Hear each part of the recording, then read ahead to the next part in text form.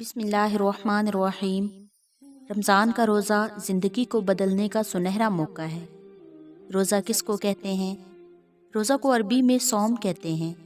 صوم کے لفظی معنی بات چیت یا کھانے پینے سے رک جانے کے ہیں، اور شریعت اسلام میں صبح صادق سے غروب آفتاب تک کھانا پینا چھوڑنا اور عورتوں سے الگ رہنا اور بری باتوں سے بچنے کو صوم یا روزہ کہتے ہیں۔ قرآن کریم کی متعدد آیات اور بے شمار احادیث نبوی سے روزہ کی نہ صرف اہمیت و فضیلت معلوم ہوتی ہے، بلکہ اس کا شمار ان فرض عبادات میں ہوتا ہے جن پر ایمان اسلام کی بنیاد ہے۔ قرآن کریم میں ارشاد فرمایا، یا ایھا الذین آمنوا کتب علیکم الصیام کما کتب علی الذین من قبلکم لعلکم تتقون۔ اے ایمان والو، فرض کیا گیا تم پر روزہ جیسے فرض کیا گیا تھا تم سے اگلوں پر، تاکہ تم پرہیزگار ہو جاؤ۔ اس آیت سے معلوم ہوتا ہے کہ نماز کی طرح روزہ کا حکم بھی اللہ تعالیٰ نے دوسری امتوں کو دیا تھا، اور سید الانبیاء محمد الرسول اللہ صلی اللہ علیہ وسلم سے پہلے جتنے نبی اور جتنے رسول دنیا میں تشریف لائے ہیں، ان سب نے اس کی تاکید کی اور اس کو فرض قرار دیا۔ یہود و نصارہ کے یہاں روزہ کا رواج آج بھی باقی ہے۔ ان کے علاوہ مشرک قوموں میں برت کا رواج بھی قرآن کریم کی تاریخی شہادت پر یقین کے لیے کافی ہے۔ صرف جو فرق ہے وہ روزوں کی تعداد اور اس کے وقت میں ہے۔ یہ خاتم الانبیاء محمد رسول اللہ صلی اللہ علیہ وسلم کی خصوصیت ہے کہ آپ اور آپ کی امت پر پورے ایک مہینے کے روزے فرض کر دیے گئے۔ قرآن کریم میں من قبلکم کے لفظ سے محض ایک تاریخی حقیقت ہی کا اظہار نہیں ہے، بلکہ اس میں مسلمانوں کے سامنے اس کی طبی مشقت کو یہ کہہ کر آسان بنانے کی کوشش کی گئی ہے کہ تم سے پہلے اگلی امتیں بھی اس مشقت کو برداشت کر چکی ہیں۔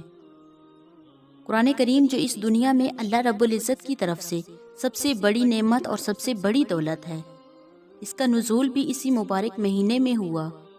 ارشاد باری تعالیٰ ہے، شہر رمضان الذی انزل فیہ القرآن، یہ مہینہ رمضان کا جس میں قرآن نازل ہوا۔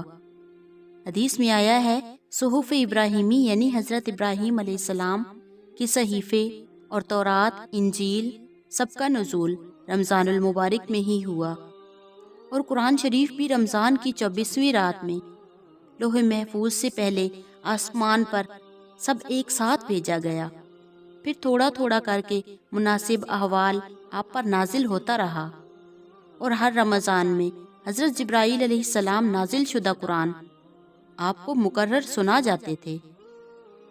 ان سب حالات سے رمضان کے مہینہ کی فضیلت اور قرآن مجید کے ساتھ مناسبت ایک خصوصیت ظاہر کرتی ہے۔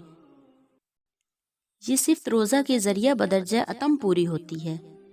مشاہدہ ہے کہ برے سے برا آدمی بھی روزہ رکھ کر کچھ نہ کچھ ضرور سنور جاتا ہے۔ دوسری آیت لعلکم تشکرون کے کئی پہلو ہیں، ہر پہلو قابل شکر ہے۔ اگلی امتوں کو روزہ کا جو حکم دیا گیا تھا، اس میں نہیں کا پہلو غالب تھا۔ وہ رات میں اپنی بیویوں کے پاس نہیں جا سکتے تھے، لیکن امت محمدیہ کو اس کی اجازت ہے۔ اگر کوئی مریض ہے تو وہ روزہ قضا کر سکتا ہے۔ حاملہ اور مرضیہ کے لیے آسانی ہے۔ اگر کوئی بہت ضعیف ہے تو اس کے لیے فدیہ ہے۔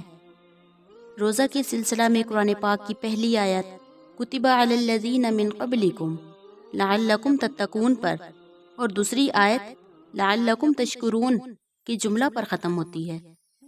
لعلکم تتقون کا مطلب یہ ہے کہ روزے سے تمہارے اندر تقوی یعنی پرہیزگاری اور خوف خدا پیدا ہونا چاہیے۔ گویا روزہ کی روح اور اس کی غرض و غایت تقوی پیدا کرنا ہے، اور تقوی نام ہے اللہ تعالیٰ کے ڈر کی وجہ سے اپنے جذبات اور خواہشات نفس پر قابو پانے کا۔ دوسرا پہلو یہ ہے کہ اس مہینہ میں واقعہ اللہ تعالیٰ کی عظمت، کبریائی اور شکر گزاری کا جذبہ پیدا ہوتا ہے۔ ہم روزانہ کھانا کھاتے ہیں اور پانی پیتے ہیں، مگر کھانے اور پانی کی جو قدر و لذت روزہ افطار کرنے کے وقت روزہ دار کو معلوم ہوتی ہے، وہ دوسرے کو نہیں معلوم ہو سکتی۔ کھانے کا ایک ایک لقمہ اور ایک ایک قطرہ جب حلق کے نیچے اترتا ہے تو اللہ رب العزت کی اتنی بڑی نعمت معلوم ہوتی ہے، گویا اس کی قدر لذت اس سے پہلے وہ جانتا ہی نہ تھا۔ واللہ اعلم۔